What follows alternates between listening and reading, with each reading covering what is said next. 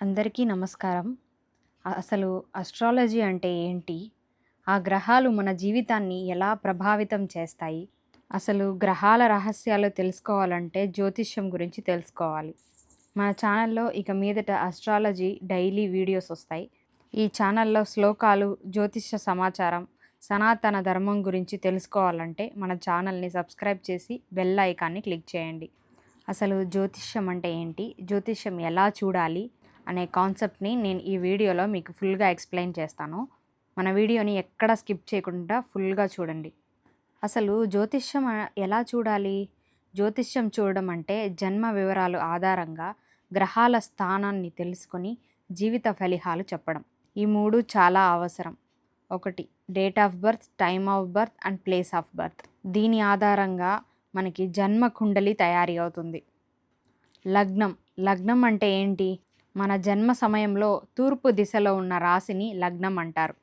ఒక లగ్నం వల్ల ఒక వ్యక్తి స్వభావం, ఆరోగ్యం, జీవిత దారి ఎలా ఉంటుందో తెలుసుకోవచ్చు. ఇందులో మనకి 9 గ్రహాల స్థానాన్ని చూడాలి. జ్యోతిష్యంలో అతి ముఖ్యమైనవి నవగ్రహాలు. ఈ గ్రహాల వల్లే మన నడవడిక, మనం ఏం చేస్తున్నాం, ఎలా చేయబోతున్నాం అన్నీ తెలుసుకోవాల్సింది. 9 గ్రహాలు ఏంటంటే సూర్యుడు, చంద్రుడు, కుజుడు, బుధుడు, గురువు, శుక్రుడు, శని, రాహు, కేతు.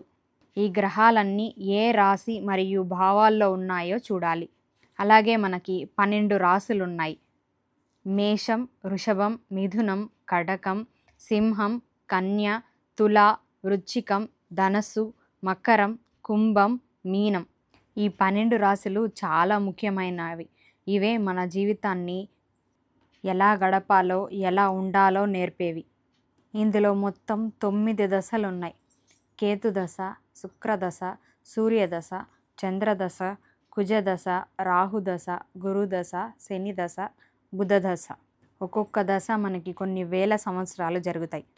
ఉదాహరణకు కేతుదశ 7 సంవత్సరాలు, శుక్ర మహాదశ 20 సంవత్సరాలు, సూర్యదశ 6 సంవత్సరాలు, చంద్రదశ 10 సంవత్సరాలు, కుజదశ 7 సంవత్సరాలు, రాహుదశ 18 సంవత్సరాలు, గురువు దశ 16 సంవత్సరాలు, శని దశ 19 సంవత్సరాలు, బుధ దశ 17 సంవత్సరాలు. మొత్తం కలిపి 120 సంవత్సరాలు అవుతుంది. మనకి సింపుల్గా చెప్పాలంటే మన జీవితంలో ఈ 9 గ్రహాల దశలు వరుసగా ప్రభావం చూపుతాయి. దీంట్లో మనం ఇంకొకటి కూడా చూస్తాం, గోచారం అంటే ట్రాన్సిట్.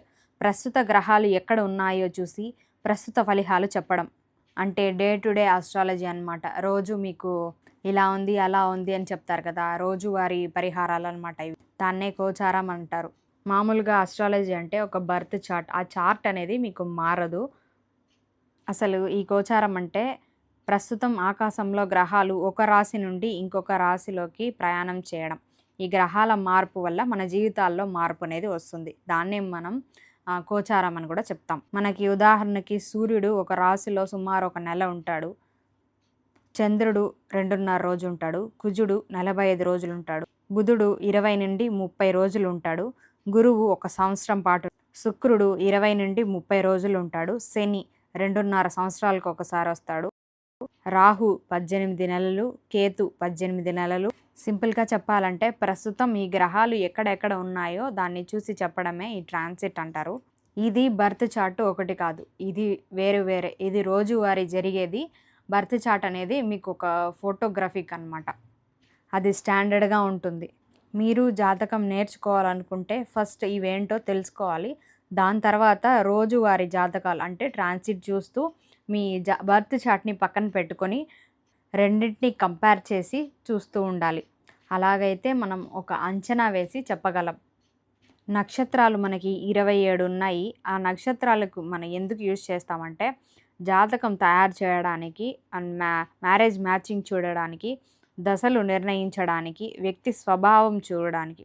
ఈ జన్మ నక్షత్రం ఈ భవిష్యత్తు గురించి చాలా చెప్పగలదు. అయితే ఈ నక్షత్రం ఏంటో, ఎలా చూడాలో మనం నెక్స్ట్ వీడియోలో తెలుసుకుందాం. మన ఛానల్ని ఇంతవరకు సబ్స్క్రైబ్ చేసుకోకుండా చూస్తున్న వాళ్ళు వెళ్ళి సబ్స్క్రైబ్ చేసుకొని పైన బెల్ ఐకాన్ని క్లిక్ చేయండి. అలాగైతే మీకు నోటిఫికేషన్ వచ్చి నెక్స్ట్ కంటిన్యూషన్ మీ దాకా వస్తుంది. Thank you.